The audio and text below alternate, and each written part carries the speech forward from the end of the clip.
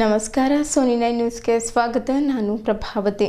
Sony 9 news Kannada ಸುದ್ದಿವಾಹಿನಿಯ ವೀಕ್ಷಕರು, NXT cable ಆಪರೇಟರ್ಗಳು, ಬೀದರ್ ಜಿಲ್ಲೆ ಸೇರಿದಂತೆ ನಾಡಿನ ಸಮಸ್ತ ಜನತೆಗೆ ಹಾಗೂ ವಿಶೇಷವಾಗಿ ಸಮಸ್ತ ಮುಸ್ಲಿಂ ಬಾಂಧವರಿಗೆ ಸೋನಿ 9 ಕನ್ನಡ ಸುದ್ದಿವಾಹಿನಿಯ ಸಂಸ್ಥಾಪಕರಾದ ದೇವೇಂದ್ರ ರಾಮಚಂದ್ರ ಸೋನಿ ಅವರು ಪವಿತ್ರ ರಂಜಾನ್ ಹಬ್ಬದ ಹಾರ್ದಿಕ ಶುಭಾಶಯಗಳನ್ನು ಕೋರಿದ್ದಾರೆ.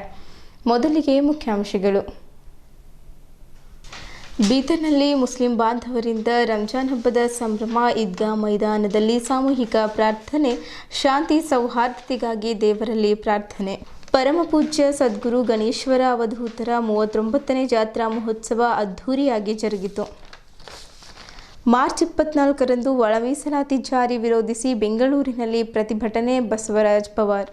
ಪವಿತ್ರ ರಂಜಾನ್ ಹಬ್ಬದ ನಿಮಿತ್ತವಾಗಿ ದೇಹದಾಢ್ಯ ಕ್ರೀಡಾಪಟು ತನ್ವೀರ್ ಅವರ ಮನೆಯಲ್ಲಿ ಆತಿಥ್ಯ ಸ್ವೀಕರಿಸಿದ ಸಚಿವ ರಹೀಂ ಖಾನ್ ಸೇರಿದಂತೆ ಸಮಾಜದ ಎಲ್ಲ ಮುಖಂಡರು ಭಾಗವಹಿಸಿದ್ದರು. ಮಹಾಡ್ಚೌಡಯ್ಯ ಕೆರೆ ವಿಜಯೋತ್ಸವ. ರಮಾತಾಯಿ ಅಂಬೇಡ್ಕರ್ ಅವರ ನಾಟಕ ಪ್ರದರ್ಶನ. ಸುದ್ದಿಯ ವಿವರಗಳು. ಬೀದರ್ ನಗರದಲ್ಲಿ ಮುಸ್ಲಿಂ ಸಮಾಜದವರು ಸಂಭ್ರಮದ ರಂಜಾನ್ ಹಬ್ಬವನ್ನು ಆಚರಿಸಿದರು. ನಗರದ ನೂತನ ಬಸ್ ನಿಲ್ದಾಣದ ಎದುರುಗಡೆ ಇರುವ ಈದ್ಗಾ ಮೈದಾನದಲ್ಲಿ ಸಾವಿರಾರು ಸಂಖ್ಯೆಯಲ್ಲಿ ಸಾಮೂಹಿಕ ಪ್ರಾರ್ಥನೆಗಾಗಿ ಬೆಳಗ್ಗೆ 10 ಗಂಟೆಗೆ ಸಮಯ ನಿಗದಿಪಡಿಸಲಾಗಿದ್ದು, ಮುಖಂಡರು ಹಾಗೂ ಹಜ್ ಖಾತೆ ಸಚಿವರಾದ ರಹೀಂ ಖಾನ್ ಅವರು ಸಾವಿರಾರು ಸಂಖ್ಯೆಯಲ್ಲಿ ಈದ್ ಉಲ್ ಫಿತ್ರ್ ಹಬ್ಬದ ಪ್ರಾರ್ಥನೆ ಸಲ್ಲಿಸಿದರು. ಮೌಲಾನಾ ಮುಫ್ತಿ ಮೊಹಮ್ಮದ್ ಅಬ್ದುಲ್ ಜಲೀಲ್ ಖಾಸ್ಮಿ ಅವರು ಸಾಮೂಹಿಕ ನಮಾಜ್ ಮಾಡಿಸಿದ ನಂತರ ಭಗವಂತನಲ್ಲಿ ಭಾರತ ಸೇರಿದಂತೆ ವಿಶ್ವದಲ್ಲಿ ಶಾಂತಿ ಹಾಗೂ ಸೌಹಾರ್ದತೆಗಾಗಿ ಪ್ರಾರ್ಥನೆಯನ್ನ ಗೈದರು. ಈದ್ಗಾ ಮೈದಾನದ ಎದುರುಗಡೆ ನಗರದ ಸಭೆಯಿಂದ ನಮಾಜ್ ನಂತರ ಮುಸ್ಲಿಂ ಸಮುದಾಯದವರಿಗೆ ಶುಭಾಶಯ ಕೋರಲು ಹಾಕಲಾಗಿದ್ದ ಟೆಂಟ್ನಲ್ಲಿ ಪೌರಾಡಳಿತ ಸಚಿವ ರಹೀಂ ಖಾನ್, ಮಾಜಿ ಸಚಿವ ಬಂಡೆಪ್ಪ ಖಾಶಂಪುರ್, ಬುಡಾ ಅಧ್ಯಕ್ಷ ಬಸವರಾಜ್ ಶೆಟ್ಟಿ ಹಾಗೂ ಶಾಹೀನ್ ಶಿಕ್ಷಣ ಸಂಸ್ಥೆಯ ಮುಖ್ಯಸ್ಥ ಅಬ್ದುಲ್ ಖದೀರ್, ಮಹಾನಗರ ಪಾಲಿಕೆಯ ಪೌರಾಯುಕ್ತ ಮೊಹಮ್ಮದ್ ಗೌಸ್, ಎಸ್ಪಿ ಪ್ರದೀಪ್ ಗುಂಟಿ ಸೇರಿದಂತೆ ಇನ್ನಿತರರು, ಅಧಿಕಾರಿಗಳು ಹಾಗೂ ವಿವಿಧ ಪಕ್ಷದ ಮುಖಂಡರು ಉಪಸ್ಥಿತರಿದ್ದು ಹಬ್ಬದ ಶುಭಾಶಯಗಳನ್ನು ಕೋರಿದ್ದರು. ಪವಿತ್ರ ರಂಜಾನ್ ತಿಂಗಳ ಉಪವಾಸ ವ್ರತವನ್ನು ಪೂರ್ಣಗೊಳಿಸಿದ ಮುಸ್ಲಿಮರು ಶ್ರದ್ಧಾಭಕ್ತಿಯಿಂದ ಈದ್ ಆಚರಿಸಿದ್ದರು. ಶುಕ್ರವಾರ ಸಂಜೆ ಆಕಾಶದಲ್ಲಿ ಚಂದ್ರನ ದರ್ಶನವಾಗುತ್ತಿದ್ದಂತೆ ಮುಸ್ಲಿಂ ಧರ್ಮೀಯರಲ್ಲಿ ಸಂಭ್ರಮ ಮನೆ ಮಾಡಿತ್ತು. ಹಬ್ಬದ ಸಡಗರ ಹೆಚ್ಚಾಯಿತು. ಹಬ್ಬ ಅಧಿಕೃತವಾದ ವಿಷಯ ಗೊತ್ತಾಗುತ್ತಿದ್ದಂತೆ ಅಂತಿಮ ಹಂತದ ಸಿದ್ಧತೆ ಮಾಡಿಕೊಂಡರು. ಶನಿವಾರ ಬೆಳಕು ಹರಿಯುತ್ತಿದ್ದಂತೆ ಶ್ವೇತವರ್ಣದ ಉಡುಪು ತಲೆಯ ಮೇಲೆ ಧರಿಸಿ ಮನೆಯಲ್ಲಿ ಪ್ರಾರ್ಥನೆ ಮಾಡಿದ್ದರು. ಕುರಾನ್ ಪಠಣ ಮಾಡಿದ್ದರು. ಬಳಿಕ ಗಂಡು ಮಕ್ಕಳು ಬೈಕ್, ಕಾರು, ಟೆಂಪೋ, ಬಸ್ ಸೇರಿದಂತೆ ಇತರೆ ವಾಹನಗಳಲ್ಲಿ ಜಯಘೋಷ ಹಾಕುತ್ತಾ ಈದ್ಗಾ ಮೈದಾನಗಳಿಗೆ ತೆರಳಿ ಸಾಮೂಹಿಕ ಪ್ರಾರ್ಥನೆಯಲ್ಲಿ ಪಾಲ್ಗೊಂಡಿದ್ದರು. ಪ್ರತಿ ವರ್ಷದಂತೆ ಈ ವರ್ಷವೂ ನಗರದ ಕೇಂದ್ರ ಬಸ್ ನಿಲ್ದಾಣ ಎದುರಿನ ಈದ್ಗಾ ಮೈದಾನದಲ್ಲಿ ನಡೆದ ಸಾಮೂಹಿಕ ಪ್ರಾರ್ಥನೆಗೆ ಹೆಚ್ಚಿನ ಜನ ಸಾಕ್ಷಿಯಾದರು. ಮೌಲ್ವಿಗಳು ಪ್ರಾರ್ಥನೆ ನಡೆಸಿಕೊಟ್ಟರು. ಪ್ರಾರ್ಥನೆ ಬಳಿಕ ಪರಸ್ಪರ ಹಬ್ಬದ ಶುಭಾಶಯ ವಿನಿಮಯ ಮಾಡಿಕೊಂಡರು. ಬಡವರಿಗೆ ದಾನ ಮಾಡಿದ್ದರು. ಪೌರಾಡಳಿತ ಸಚಿವ ರಹೀಂ ಖಾನ್, ಬೀದರ್ ಮಹಾನಗರ ಪಾಲಿಕೆಯ ಆಯುಕ್ತ ಮೊಹಮ್ಮದ್ ಗೌಸ್, ಬೀದರ್ ನಗರ ಅಭಿವೃದ್ಧಿ ಪ್ರಾಧಿಕಾರದ ಅಧ್ಯಕ್ಷ ಬಸವರಾಜ್ ಶೆಟ್ಟಿ, ಮಾಜಿ ಸಚಿವ ಬಂಡೆಪ್ಪ ಖಾಶಂಪುರ್, ಜಿಲ್ಲಾ ಕಾಂಗ್ರೆಸ್ ಪ್ರಧಾನ ಕಾರ್ಯದರ್ಶಿ ದತ್ತು ಮೂಲ್ಗೆ ಅವರು ಪ್ರಾರ್ಥನೆಯಲ್ಲಿ ಪಾಲ್ಗೊಂಡವರಿಗೆ ಶುಭಾಶಯ ತಿಳಿಸಿದರು. ನಗರದ ಚಿದ್ರಿ, ಜನವಾಡ ರಸ್ತೆ, ಅಷ್ಟೂರ್ ರಸ್ತೆ, ಹೈದರಾಬಾದ್ ರಸ್ತೆ, ಚಿಟ್ಟಾ ಹಾಗೂ ಅಮ್ಲಾಪುರ್ ರಸ್ತೆಯ ಈದ್ಗಾ ಮೈದಾನಗಳಲ್ಲಿಯೂ ಸಾಮೂಹಿಕ ಪ್ರಾರ್ಥನೆ ನಡೆಯಿತು. ಬಳಿಕ ಮನೆಗೆ ತೆರಳಿ ಮಗದೊಮ್ಮೆ ದೇವರ ಪ್ರಾರ್ಥನೆ ಮಾಡಿ ಸಾಮೂಹಿಕವಾಗಿ ಭೋಜನ ಸವಿದರು. ಬಂಧು ಬಳಗದವರು ಸ್ನೇಹಿತರನ್ನ ಮನೆಗೆ ಆಹ್ವಾನಿಸಿ ಬಿರಿಯಾನಿ, ಸುರ್ಕುಂಬ, ಶಾವ್ಗೆ ಸಿಹಿ ಪದಾರ್ಥ ಉಣಬಡಿಸಿದ್ದರು.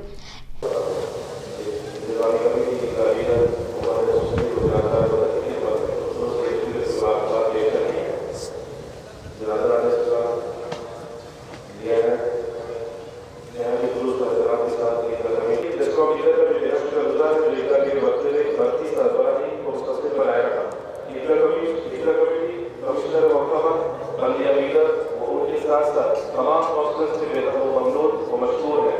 ईद के मौके पर मुकम्मल जिम्मेदारी के साथ इन्होंने कुछ शब्द तक महदूद न रखें, बल्कि अपने माशरे के कमजोर तबकात को भी याद रखें और उनकी मदद करें। साथ आज यानी कि 2025 के बीच में ईदगाह को बनिया से हासिल हुई आमदनी 40,08,908 रुपये और ईदगाह जमा हुई 2,21,900 जुमला आमदनी 44 तमाम कमेटी जनाब मिनिस्टर मुस्लिम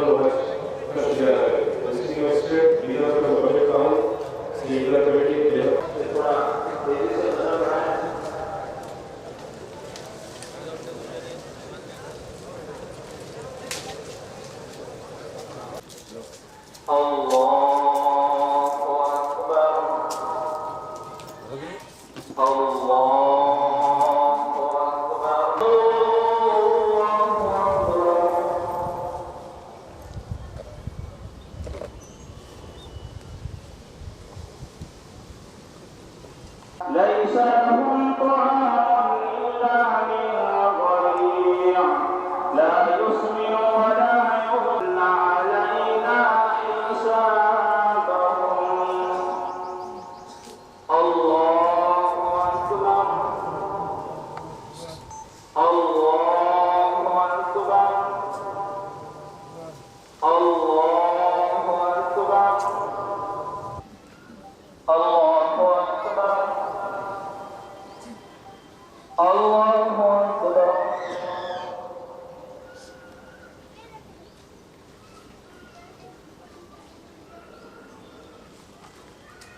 الله أكبر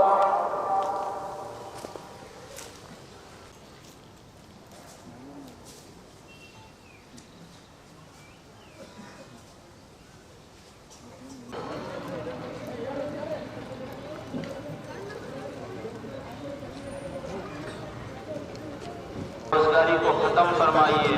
ऐ अल्लाह नाखानगी को ख़त्म फरमाइए। ऐ अल्लाह तालीम को अता फरमाइए।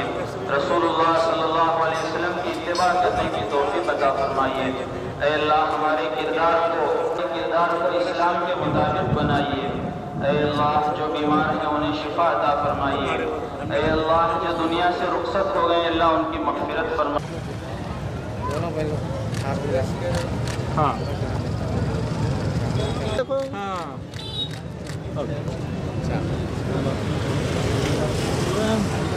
इधर देखो, इधर गले मिलो।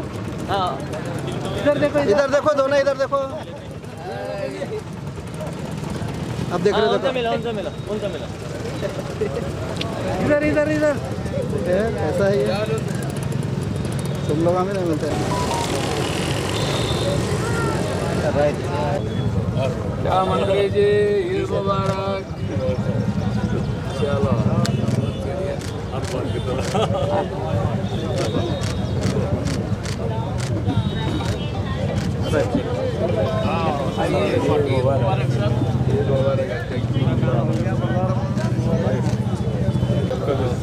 सरी कर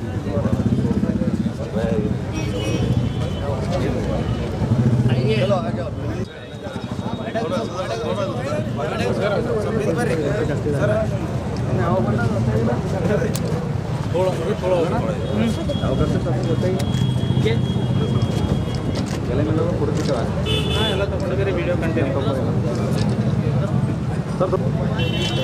गले मिलके इधर देखो सर।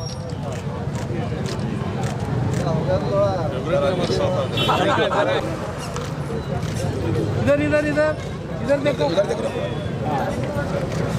ओके ये अच्छा है, ये स्माइल स्माइल करो जरा, स्माइल। दाता दिखो, दाता दिखो, दाता है ना। स्माइल हंसो इकरा।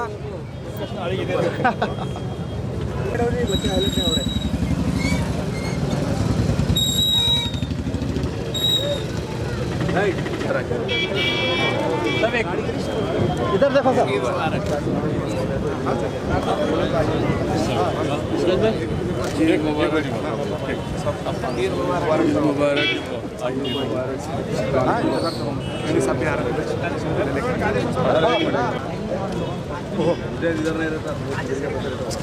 अन्ना और बहुत दिन के बाद कहाँ है? अच्छा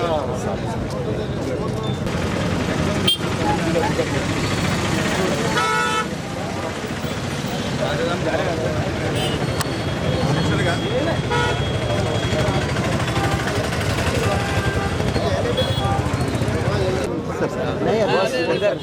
वीडियो लियो। हमारे बच्चों भाई सर लोड सर सर का नोड़ा ऐसे मिलो गले। हाँ फोन करके लो। ओके हाँ गले मिलो जी, वो गले मिलो, गले मिलो, गले मिलो।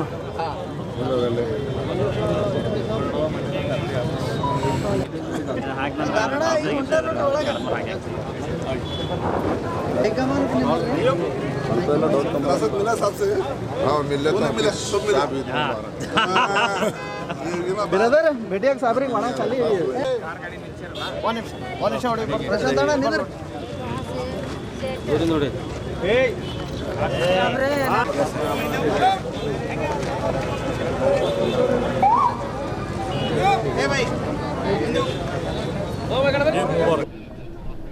ರಂಜಾನ್ ಹಬ್ಬದು ಈದ್ ಇದೆ.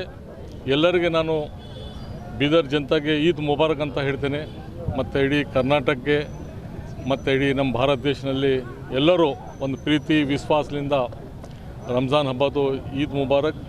ಮತ್ತು ನಮ್ಮ ಕರ್ನಾಟಕ ಸರ್ಕಾರದಿಂದ ಮುಖ್ಯಮಂತ್ರಿ ಸಿದ್ದರಾಮಯ್ಯ ಸಾಹೇಬ್ರಿಂದ ಮತ್ತು ಡಿಪ್ಟಿ CM DK ಶಿವಕುಮಾರ್ಲಿಂದ ಮತ್ತು ನಮ್ಮ ಡಿಸ್ಟ್ರಿಕ್ಟ್ ಇನ್ಚಾರ್ಜ್ ಈಶ್ವರ್ ಖಂಡ್ರೆಲಿಂದ ಇವತ್ತು ಬಂಡಪ್ಪ ಸಾಹೇಬರು ಇದ್ದಾರೆ, ಜೊತೆಗೆ ಜಾಬ್ ಶೆಟ್ಟಿ ಸಾಹೇಬರು ಇದ್ದಾರೆ. ಸುಮಾರು ಎಲ್ಲರೂ ಈದ್ನಲ್ಲಿ ಒಂದು ಪ್ರೀತಿ ವಿಶ್ವಾಸದಿಂದ ಎಲ್ಲರಿಗೆ ಗಲೆ ಮಿಲಾತಿದ್ದಾರೆ.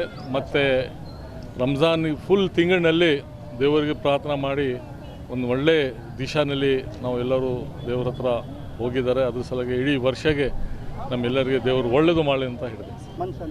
ಅದೇ ಅಮನ್ ಶಾಂತಿಗೆ ರಂಜಾನ್ ತಿಂಗಳಿನಲ್ಲಿ ಎಲ್ಲರೂ ಪ್ರಾರ್ಥನೆ ಮಾಡಬೇಕು. ಇಡೀ ವಿಶ್ವನಲ್ಲಿ ಪ್ರೀತಿ ವಿಶ್ವಾಸದಿಂದ ಇರಬೇಕಂತ ನಾನು ಮೊದಲು ಹೇಳಿದ್ದೇನೆ, ಈಗೂ ಹೇಳ್ತೇನೆ. ದೇವರು ಎಲ್ಲರಿಗೆ ಒಳ್ಳೆಯದು ಮಾಡಬೇಕಂತ ಹೇಳ್ತೀನಿ. ಸಮಸ್ತ ನಾಡಿನ ಜನತೆಗೆ ರಂಜಾನ್ ಹಬ್ಬದ ಶುಭಾಶಯಗಳು ಕೋರುತ್ತೇನೆ. ಈದ್ ಮುಬಾರಕ್. ಯಾವ ಥರ ಒಂದು ತಿಂಗಳು ಸತತ ಉಪವಾಸ ಮುಖಾಂತರ ಇವತ್ತು ಇಡೀ ದೇಶ ಅಲ್ಲ ವಿಶ್ವದಲ್ಲೇ ಇವತ್ತು ರಂಜಾನ್ ಹಬ್ಬ ಆಚರಿಸ್ತಾ ಇದ್ದಾರೆ. ಮತ್ತು ಅದರಲ್ಲಿ ವಿಶೇಷವಾಗಿ ನಮ್ಮ ಬೀದರು ಈ ಗಂಗಾ ಜಮುನಾ ತಹಜೀಬ್ದಾಗ ಎಲ್ಲಾರ ನೋಡ್ಬೇಕಂದ್ರೆ ನಮ್ಮ ಬೀದರ್ನಲ್ಲಿ ನೋಡ್ಬೇಕು. ಅಷ್ಟೊಂದು ಪ್ರೀತಿ ವಿಶ್ವಾಸದಿಂದ ಎಲ್ಲರೂ ಭಾವೈಕ್ಯತೆಯಿಂದ ಏನದ ಭಾಳಂತ ಒಂದು ನಗರ ಇದೆ ಇದು. ಹಾಗಾಗಿ ಇವತ್ತು ನಮ್ಮ ಮಂತ್ರಿಗಳು ರಹೀಮ್ ಖಾನ್ಜಿಯವರು, ಜಾಬ್ ಶೆಟ್ಟಿಯವರು ಮತ್ತು ಎಲ್ಲ ನಮ್ಮ ಅಧ್ಯಕ್ಷರು ಎಲ್ಲರೂ ಸಂಘಟಕರು ಎಲ್ಲರೂ ಸೇರಿ ಇವತ್ತು ಏನು ನಮಾಜ್ ಆದ ತಕ್ಷಣ ಏನು ಎಲ್ಲರಿಗೆ ಒಂದು ಪ್ರೀತಿ ವಿಶ್ವಾಸದಿಂದ ಈದ್ ಮುಬಾರಕ್ ಹೇಳೋಂಥ ಒಂದು ಪದ್ಧತಿ ನಮ್ಮ ಬೀದರ್ನಲ್ಲಿದೆ. ಅದು ಏನದಲ್ಲ ಕಾಯಂ ಮಾಡ್ಕೊಂಡು ನಾನರ 25 ವರ್ಷ ಹಿಡಿದು ಇಲ್ಲಿ ಬರ್ತಾಯಿದ್ದೀನಿ. ಹಾಗಾಗಿ ಇವತ್ತು ಆ ಅಲ್ಲಾ ತಾಲಾಗೆ ನಾನು ಪ್ರಾರ್ಥನೆ ಮಾಡ್ತೀನಿ, ಎಲ್ಲರಿಗೆ ಶಾಂತಿ ಸಮೃದ್ಧಿ ಅಭಿವೃದ್ಧಿ ಕೊಟ್ಟು ಹಾರೈಸಲಿ. ಮತ್ತು ಎಲ್ಲರಿಗೆ ನಾ ಮತ್ತೊಂದು ಸಲ ಈದ್ ಮುಬಾರಕ್ ಹೇಳಿ ಶುಭಾಶಯಗಳು ಕೋರುತ್ತೇನೆ. ಈ ರಂಜಾನ್ ಹಬ್ಬದ ನಿಮಿತ್ತ ಇವತ್ತು ನಾವು ನೀವೆಲ್ಲರೂ ಸೇರಿದ್ದೇವೆ. ಇದು ಒಂದು ಈದ್ ಮಿಲಾಪ್ ಅಂದರೆ ಇವತ್ತು ಎಲ್ಲ ಸಮುದಾಯಗಳಲ್ಲಿ ಕೂಡ ಈ ಒಂದು ಹಬ್ಬವನ್ನು ಆಚರಣೆ ಮಾಡೋಂಥದ್ದಿದೆ. ಹಿಂದೂಗಳಲ್ಲಿ ಏನದೆ ಅಂದರೆ ಉಗಾದಿ ಅಂತ ಬರುತ್ತೆ, ಮುಸ್ಲಿಮ್ನಲ್ಲಿ ಏನದಂದ್ರೆ ಈದ್ ಮಿಲಾಪ್ ಅಂತ ಬರುತ್ತೆ. ರಂಜಾನ್ ಹಬ್ಬ ಎಲ್ಲ ಸಮಾಜದಲ್ಲಿ ಕೂಡ ದೇವರಲ್ಲಿ ಪ್ರಾರ್ಥನೆ ಮಾಡಿಕೊಂಡು ಎಲ್ಲರ ಬದುಕಿಗಾಗಿ, ಮಾನವನ ಬದುಕಿಗಾಗಿ ಎಲ್ಲರೂ ಒಳ್ಳೆ ರೀತಿಯಿಂದ ಬದುಕಬೇಕು ಸಮಾಜದಲ್ಲಿ ಅನ್ನುವಂಥ ಒಂದು ಸಂದೇಶವನ್ನು ಕೊಡುವಂಥ ಒಂದು ಈ ಬೀದರ್ ನಗರದಲ್ಲಿ ಸನ್ಮಾನ್ಯ ಶ್ರೀ ರಹೀಮ್ ಖಾನ್ ಅವರು MLA ಆಗಿದ ಮೇಲೆ ಇವತ್ತಿನವರೆಗೆ ಯಾವುದೂ ಅಂಥದ್ದು ದಂಗಾ ಫಸಾದ್ಗಳು ಯಾವುದೂ ಆಗಿಲ್ಲ. ಬೀದರ್ನಲ್ಲಿ ಒಂದು ಭಾವೈಕ್ಯತೆ ಮುಸ್ಲಿಂ ಆ್ಯಂಡ್ ಹಿಂದೂ ಎಲ್ಲರೂ ಅಣ್ಣ ತಮ್ಮಂದಿರ ಹಾಗೆ ನಾವು ಬದುಕೊಂಡು ಬರ್ತಾಯಿದ್ದೇವೆ. ಹಾಗೆಯೇ ಕೂಡ ಮುಂದೂ ಕೂಡ ಎಲ್ಲ ಜನರಲ್ಲಿ ಇದೇ ಭಾವನೆ ಬರಲಿ. ನಾವು ನೀವು ಎಲ್ಲರೂ ಕೂಡ ಒಂದು ಅಣ್ಣ ತಮ್ಮಂದಿರ ಇದ್ದ ಹಾಗೆ ನಾವು ಬದುಕೋಣ.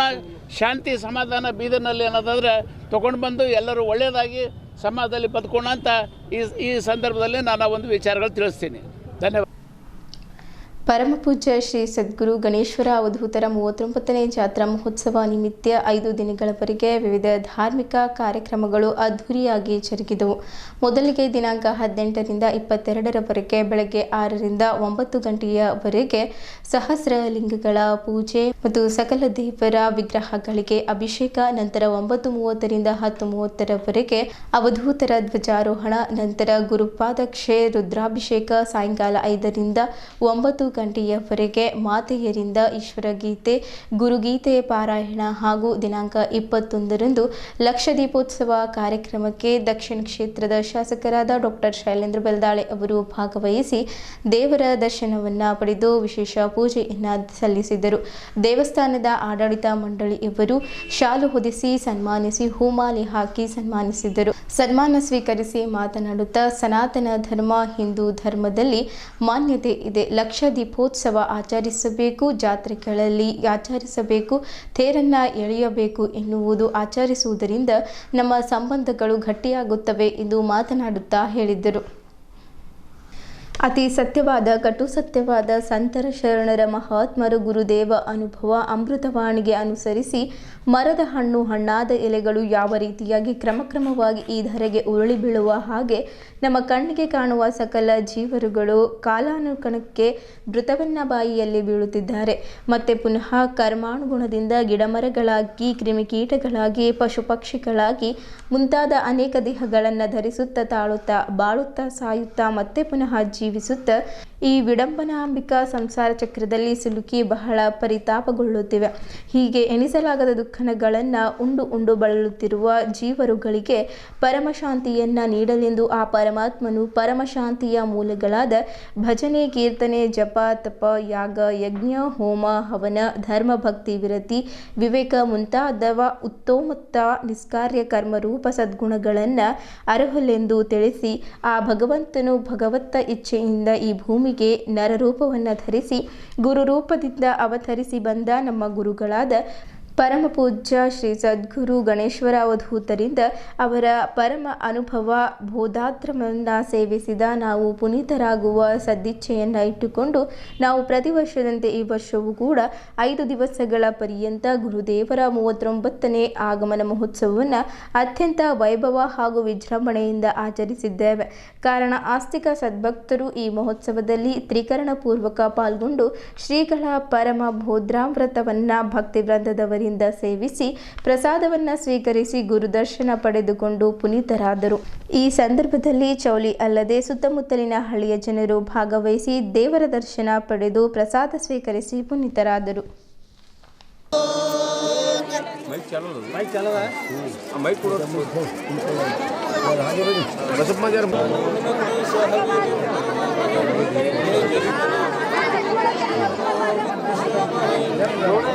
ನೋಡ್ರಿ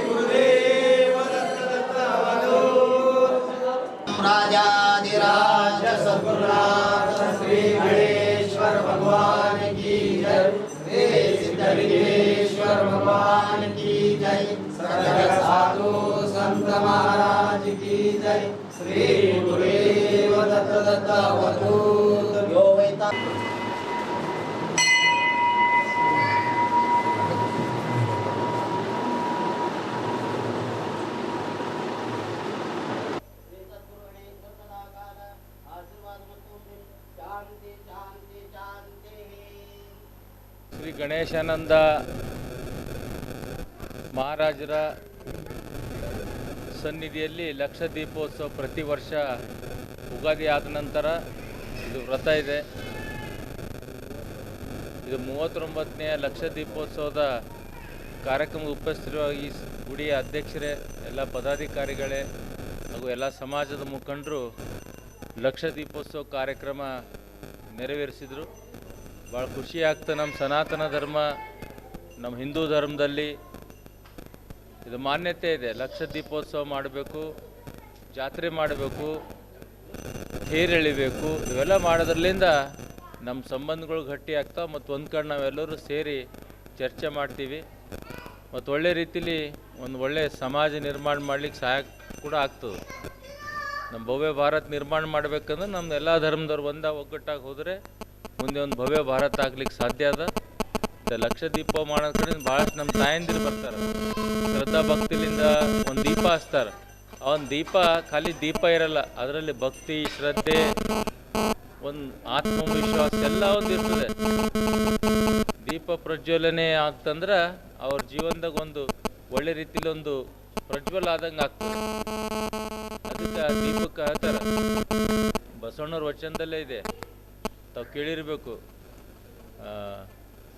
ಅದ ಕುಂಬಾರ ಮಾಡಿದ ಹಣತಿಗೆ ಗಾಣಿಗೆ ತಯಾರಿಸಿದ ಎಣ್ಣೆ ಹಾಕಿ ರೈತ ಬೆಳೆದ ಬತ್ತಿಗೆ ಕುಲವಿಲ್ಲದ ಬೆಳಕು ನೋಡೋ ಸರ್ವಜ್ಞ ಅಂತ. ಬಸವಣ್ಣವರು ಆ ಬತ್ತಿಗೆ ಒಂದು ದೀಪಕ್ಕೆ ಯಾವ್ದು ಕುಲ ಇಲ್ಲ ಅಂತಾರೆ. ಆ ಒಂದು ದೀಪವನ್ನು ನಾವೆಲ್ಲ ಪ್ರಜ್ವಲ ಮಾಡ್ತೀವಿ. ಅದಕ್ಕೆ ಅವಾಗೆ 12ನೇ ಶತಮಾನದಾಗ ಹೇಳಿದ್ರು ವಿಶ್ವಗುರು ಬಸವಣ್ಣವರು. ಅದಕ್ಕೆ ನಾವೆಲ್ಲ ದೀಪ ಪ್ರಜ್ವಲನೆ ಮಾಡಬೇಕು. ಅದರಿಂದ ಸಮಾಜದಲ್ಲೊಂದು ಒಳ್ಳೆ ರೀತಿಯಲ್ಲಿ ಶಾಂತಿ ಇರ್ತದೆ, ಮನಸ್ಸಿಗೆ ನೆಮ್ಮದಿ ಸಿಗ್ತದೆ. ಆ ಒಂದು ಪ್ರಯತ್ನ ನಾವೆಲ್ಲರೂ ಮಾಡಬೇಕು. ಮತ್ತು ನಾಳೆ ಕೂಡ ಮೆರವಣಿಗೆ ಇದೆ ದೇವಸ್ಥಾನ ಆವರಣದಲ್ಲಿ. ಹೆಚ್ಚಿನ ಸಂಖ್ಯೆಯಲ್ಲಿ ಭಕ್ತಾದಿಗಳು, ಮೊದಲು ಯಾವ ಥರ ಇಲ್ಲಿ ಮೆರವಣಿಗೆ ನಡೀತಿತ್ತು ಪಾಪ್ನಾಸ್ ಗೇಟ್ಲಿಂದ, ಆ ಥರ ಮತ್ತೆ ಒಂದು ಕಾಲ ಬರ್ತದೆ, ಮತ್ತೆ ಒಂದು ಇಂಥ ಸಮಯ ಬರ್ತದೆ ನನಗನ್ನಿಸ್ತದೆ. ಎಲ್ಲರೂ ಸೇರಿ ಮತ್ತೆ ಒಂದು ಮೆರುಗ್ತರಂಥ ಪ್ರಯತ್ನ ನಾವೆಲ್ಲರೂ ಕೂಡ ಮಾಡೋಣ ಅಂತ ಈ ಸಂದರ್ಭದಲ್ಲಿ ಹೇಳ್ತೀನಿ. ಇನ್ನೊಂದು ಸಲ ಲಕ್ಷ ದೀಪೋತ್ಸವದ ಹಾರ್ದಿಕ ಶುಭಾಶಯಗಳು. ಈ ತಿಂಗಳ 27ರಂದು ರಾಜ್ಯ ಸಚಿವ ಸಂಪುಟವು ಒಳ ಮೀಸಲಾತಿ ಜಾರಿ ಮಾಡಲು ಹೊರಟಿರುವ ವಿಷಯ ನಮ್ಮ ಗಮನಕ್ಕೆ ಬಂದಿದ್ದು, ಇದನ್ನು ವಿರೋಧಿಸಿ ಮಾರ್ಚ್ 24ರಂದು ಮಂಗಳವಾರ ರಾಜಧಾನಿ ಬೆಂಗಳೂರಿನ ಫ್ರೀಡಂ ಪಾರ್ಕ್ನಲ್ಲಿ ಬಂಜಾರ, ಭೋವಿ, ವಡ್ಡರ, ಕೋರ್ವ ಹಾಗೂ ಕೊರಚ ಸಮುದಾಯಗಳಿಂದ ಬೃಹತ್ ಪ್ರತಿಭಟನೆ ಹಮ್ಮಿಕೊಳ್ಳಲಾಗಿದೆ ಎಂದು ಬಂಜಾರ ಸಮಾಜದ ಅಧ್ಯಕ್ಷರಾದ ಬಸವರಾಜ್ ಪವಾರ್ ತಿಳಿಸಿದ್ದರು.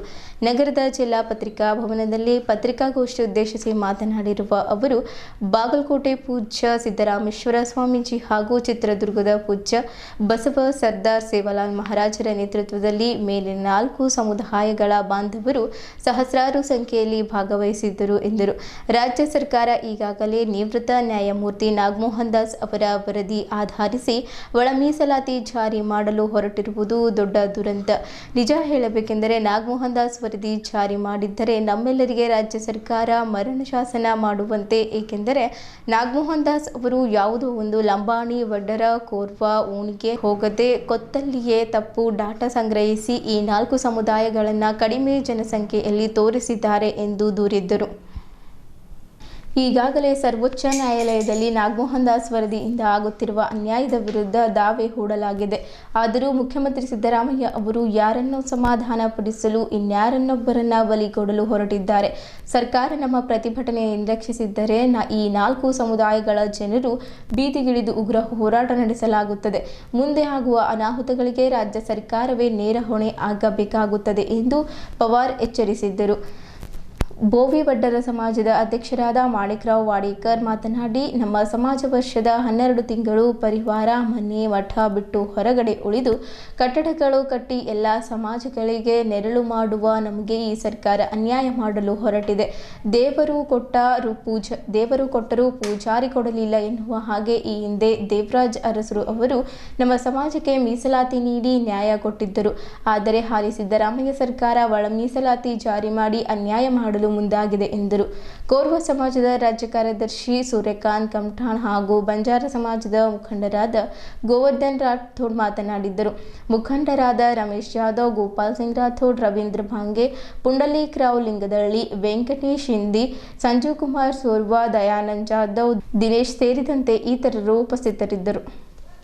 ರಾಜ್ಯ ಸರ್ಕಾರ 27ನೇ ತಾರೀಕಿಗೆ ಹೊರಟಿದೆ, ನಾವು ರಿಸರ್ವೇಷನ್ ಕೊಡ್ತೀವಿ ಅಂತೇಳಿ ನಮ್ಮ ಮನವಿ ಇದೆ.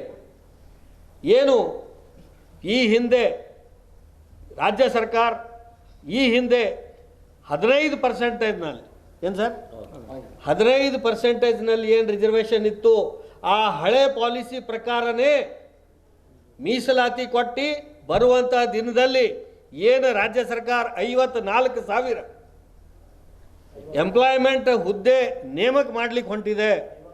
56,000 ಆ 56,000 ಹುದ್ದೆ ಕೇವಲ ನೀವು ಟೆಂಡರ್ ಬಿಡುವಂಗೆ ಮಾಡಬೇಡ್ರಿ. ನೀವು ಎಲ್ಲರಿಗೂ ಸಮಾನವಾಗಿ ನೋಡಿ. ಒಳ ಮೀಸಲಾತಿದ ಅವಶ್ಯಕತೆ ಇಲ್ಲ, ಸರ್ವೋಚ್ಚ ನ್ಯಾಯಾಲಯ ಹೇಳಿಬಿಟ್ಟಿದೆ. ಅದಕ್ಕಾಗಿ ನಾವು ಬೀದರ್ ಜಿಲ್ಲೆಯ ಎಲ್ಲ ಮುಖಂಡರು ಸೇರಿ ಬೀದರ್ ಜಿಲ್ಲೆಯಿಂದ ಒಕ್ಕೊರಲಾಗಿ ಈ ವಿಷಯ ತಮ್ಮ ಗಮನಕ್ಕೆ ತರ್ತಾ ಇದ್ದೀವಿ. ಹಳೆ ಪಾಲಿಸಿ ಏನಿತ್ತು, ನಮ್ಮ ರಿಸರ್ವೇಷನ್ ಪಾಲಿಸಿ 15%, ಆ 15% ಅಂತೆ ನೀವು ನೇಮಕಾತಿ ಮಾಡಬೇಕು. ಮತ್ತು ಕ್ಯಾಟಗರಿ ಏನು ಮಾಡಿದ್ರಿ ABC, ಇದು ಅವೈಜ್ಞಾನಿಕ ಇದೆ. ಜಸ್ಟಿಸ್ ನಾಗಮೋಹನ್ ದಾಸ್ ವರದಿ, ಇಟ್ ಈಸ್ ಟೋಟಲಿ ಅಟ್ಟರ್ಲಿ ಫೇಲ್ಯೂರ್. ಇದು ಕಂಪ್ಲೀಟ್ ಆಗಿ ಫೇಲ್ ಆದಂಥದ್ದು. ಕಡೆಗಣಿಸಿ ನೀವು ಏನಾದರೂ ಡಿಸಿಷನ್ ತೊಗೊಂಡ್ರಿ ಅಂತಂದ್ರೆ ಇದು ಬಹಳ ಅನ್ಯಾಯ ಆಗ್ತದೆ ಗೊತ್ತು. ಯಾಕಂತ ನೋಡ್ರಿ, ಸ್ವಲ್ಪ ನೀವು ಅರ್ಥ ಮಾಡ್ಕೋರಿ. ಲೆಫ್ಟ್ ಆ್ಯಂಡ್ ರೈಟು ಎಷ್ಟು ಸ್ಟ್ಯಾಂಡರ್ಡ್ ಆಗಿ ಅವರು ಎಷ್ಟು ಮುಂದುವರೆದಾರ, ಆರ್ಥಿಕವಾಗಿ ಶೈಕ್ಷಣಿಕವಾಗಿ ಎಲ್ಲ ಮುಂದುವರೆದ್ರು. ನಾವು ಜನಗಳು ಎಲ್ಲಿದ್ದೇವೆ? ಇನ್ನು ಭವ್ಯ ಸಮಾಜದವ್ರಿಗೆ 30, 40, 50 ವರ್ಷ ಕಾಸ್ಟ್ ಸರ್ಟಿಫಿಕೇಟ್ ಸಿಕ್ಕರೂ ಕಾಸ್ಟ್ ಸರ್ಟಿಫಿಕೇಟ್ ತೆಗೆದು ಗೊತ್ತೇ ಇಲ್ಲ. ಅವ್ರು ತೆಗಿಸಿಲ್ಲ. ಎಷ್ಟೋ ಜನರು 100ಕ್ಕೆ 80% ಜನರು ನಮ್ಮ ಭವ್ಯ ಸಮಾಜದವರು, ಒಡ್ಡರ ಸಮಾಜದವರು ಕಾಸ್ಟ್ ಸರ್ಟಿಫಿಕೇಟ್ ತೆಗಿಸಿಲ್ಲ. ಇನ್ನು ಆ ಜನಗಳಿಗೆ ಇರ್ಲಿಕ್ಕೆ ಮನೆ ಇಲ್ಲ, ಸರ್ಕಾರದ ಸೌಲಭ್ಯಗಳಿಲ್ಲ. ಅವ್ರು ಒಂದು ಊರಿಂದ ಒಂದು ಊರಿಗೆ ನೆಲೆ ಹೋಗಿ ಇವತ್ತು ಬರ್ತಕ್ಕಂಥ 27ರಂದು ಯಾರಿಗೆ ಮುಲಾಜಿಗೆ ಒಳಗಾಗದೆ, ಯಾರದು ಒಂದು ಒತ್ತಡಕ್ಕೆ ಒಳಗಾಗದೆ ಈ ಜನಗಳಿಗೆ ಇವರಿಗೆ ಆಗಿರ್ತಕ್ಕಂಥ ಅನ್ಯಾಯವನ್ನು ದೂರ ಮಾಡಲಿಕ್ಕೆ ಒಂದೇ ಒಂದು ನಿರ್ಧಾರ ತಗೊಳ್ಬೇಕು ಸನ್ಮಾನ್ಯ ಮುಖ್ಯಮಂತ್ರಿಗಳು. 27ರಂದು ಅದೇ ಹಳೆಯ ಪದ್ಧತಿ 15% ಏನು ಹೇಳಿದೆಯೋ ಅದನ್ನು ಜಾರಿ ಮಾಡಬೇಕು. ಆ ಜಾರಿ ಮಾಡೋದರಿಂದ ಕರ್ನಾಟಕದಲ್ಲಿ ನಿರುದ್ಯೋಗಿ ಯುವಕರ ಪುಣ್ಯ ನೀವು ತಗೊಳ್ತೀರಿ ಎಂಬ ಭಾವನೆ ನನ್ನದಾಗಿದೆ. ಇಡೀ ಇಲ್ಲಿ ಕೂತಿರ್ತಕ್ಕಂಥ ಎಲ್ಲ ನಾಯಕರುಗಳ ಮನಸ್ಸಿನಲ್ಲಿ ಅದೇ ಇದೆ. ಆದರೆ ಈ ಒಂದು ವೇಳೆ 27 ತಾವು ಯಾರದೋ ಒತ್ತಡದಿಂದ ಮುಂದೆ ಹಾಕಿದರೆ ಮುಂದೆ ಈ ಸರ್ಕಾರಕ್ಕೆ ಉಳಿಗಾಲ ಇಲ್ಲ ಅಂಥೇಳಿ ನಾನು ಧೈರ್ಯವಾಗಿ ಹೇಳ್ತೀನಿ. ನನಗೆ ಯಾವುದೇ ಅಂಜಿಕೆ, ಯಾವುದೇ ಕೊರತೆ ಇಲ್ಲ. ಪವಿತ್ರ ರಂಜಾನ್ ಹಬ್ಬದ ಅಂಗವಾಗಿ ಪ್ರತಿ ವರ್ಷದಂತೆ ಈ ವರ್ಷವೂ ಬೀದರ್ ನಗರದ ದೇಹದಾಢ್ಯ ಕ್ರೀಡಾಪಟು ತನ್ವೀರ್ ಅವರ ನಿವಾಸದಲ್ಲಿ ಹಿಂದೂ, ಮುಸ್ಲಿಂ, ಸಿಖ್, ಇಸಾಯಿ ಸೇರಿದಂತೆ ಎಲ್ಲ ಸಮುದಾಯದವರು, ಹಿರಿಯರು, ರಾಜಕೀಯ ನಾಯಕರು ಆತಿಥ್ಯ ಸ್ವೀಕರಿಸಿದರು. ಪೌರಾಡಳಿತ ಸಚಿವರಾದ ರಹೀಂ ಖಾನ್, ಮಾಜಿ ಸಚಿವ ಬಂಡೆಪ್ಪ ಖಾಶಂಪುರ್, ಮಾಜಿ ವಿಧಾನ ಪರಿಷತ್ ಸದಸ್ಯರಾದ ಅರವಿಂದ್ ಕುಮಾರ್ ಅರಳಿ ಸೇರಿದಂತೆ ಹಲವು ಗಣ್ಯರು ಭಾಗವಹಿಸಿದ್ದರು. ಬಂದಂತಹ ಅತಿಥಿಗಳಿಗೆ ತನ್ವೀರ್ ಅವರು ಶಾಲು ಹೊದಿಸಿ ಹೂಮಾಲೆ ಹಾಕಿ ಸನ್ಮಾನಿಸಿದ್ದರು. ಇದೇ ಸಂದರ್ಭದಲ್ಲಿ ಬಂದಂತಹ ಅತಿಥಿಗಳು ಸುರ್ಕುಂಬಾ ಸಿಹಿಯನ್ನು ಸ್ವೀಕರಿಸಿ ವಿಜೃಂಭಣೆಯಿಂದ ಹಬ್ಬವನ್ನು ಆಚರಿಸಿದರು. ತನ್ವೀರ್ ಅವರು ಮಾಧ್ಯಮದ ಜೊತೆ ಮಾತನಾಡುತ್ತಾ ರಂಜಾನ್ ಹಬ್ಬದ ಶುಭಾಶಯಗಳನ್ನು ಕೋರುತ್ತಾ ಪ್ರತಿ ವರ್ಷದಂತೆ ಈ ವರ್ಷವೂ ಕೂಡ ನಮ್ಮ ಮನೆಗೆ ಎಲ್ಲ ಸಮಾಜದ ಮುಖಂಡರು ಭಾಗವಹಿಸಿದ್ದರು. ಹಿಂದೂ, ಮುಸ್ಲಿಂ, ಗಂಗಾ ಜಮುನಾ ತೈಜೀರ್ ಅಂತ ನಡೆದುಕೊಂಡು ಹೋಗುತ್ತಿದ್ದಾರೆ ಎಂದು ಮಾತನಾಡುತ್ತಾ ಹೇಳಿದ್ದರು. इमरान सर, हाँ हमारे वकील साहब हमारे बाद में प्रॉब्लम होगा।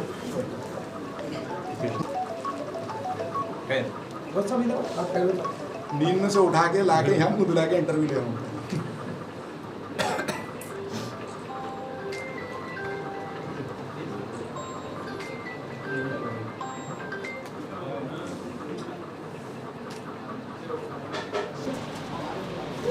ईद मुबारक। संतनी जी हमेशा हर समाज में खासकर मैनिटी में ईद के लिए बहुत ही प्यार मोहब्बत बांटते हैं। हाँ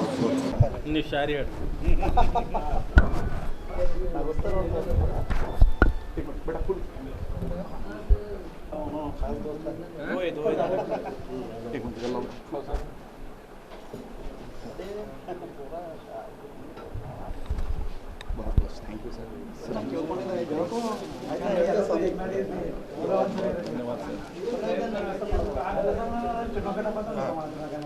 सर स्वामी साहब इधर आओ जी।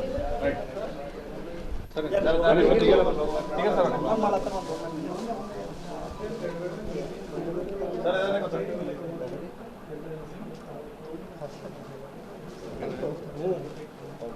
मेरे भाई, मेरे दोस्त, सब बिदर की जनता को ईद की मुबारकबाद देता हूँ।